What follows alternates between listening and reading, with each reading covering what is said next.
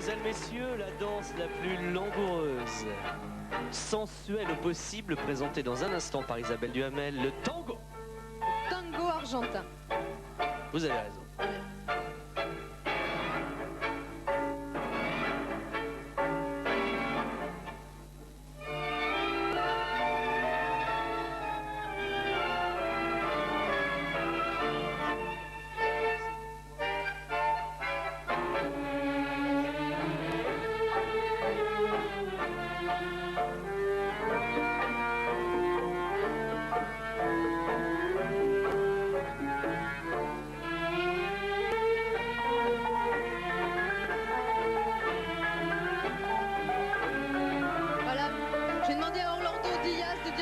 Du tango argentin. Qu'il est élégant. Bonjour. Eh oui. Oh, dites donc.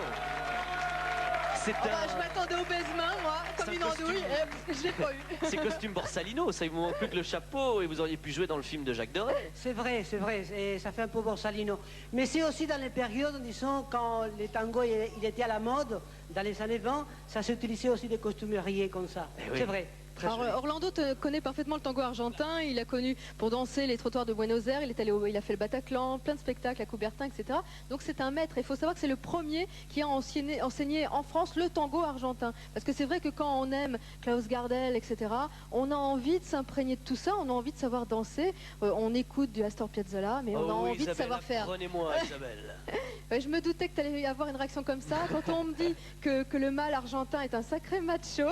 Oh, je savais que cette danse, tu allais l'aimer. Alors on va montrer une décomposition qui est faite par Taher et Christine. Faites voir, faites voir.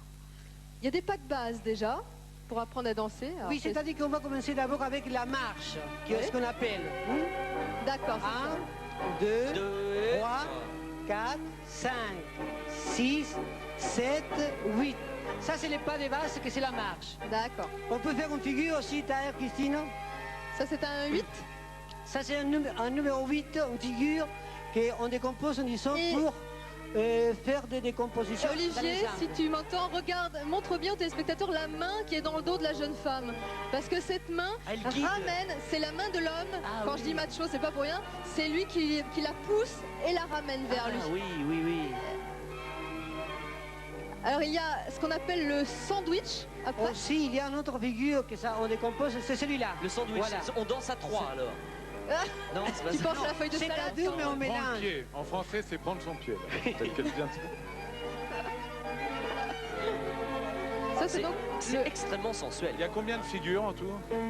C'est infini, on peut pas dire exactement combien de figures il y en a, mais il y a des figures qui sont très connues, qui sont très anciennes, qui déjà à partir des années 1900-1920, il y a des gens qui le faisaient déjà. Ah voilà, il y a des coups de jambes, ça porte un nom bien spécial.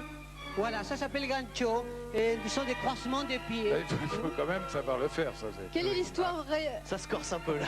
Alors on va écouter un troisième morceau. Oui. Je vais te demander de rejoindre tes camarades et surtout ta partenaire qui s'ennuie sur un fauteuil dans un salon là-bas. Et nous nous quitterons sur ce pas de danse. On va te voir, toi qui es un maître de l'art du tango argentin, on va te voir danser. Merci beaucoup. C'est dommage qu'on ne voit pas la fin.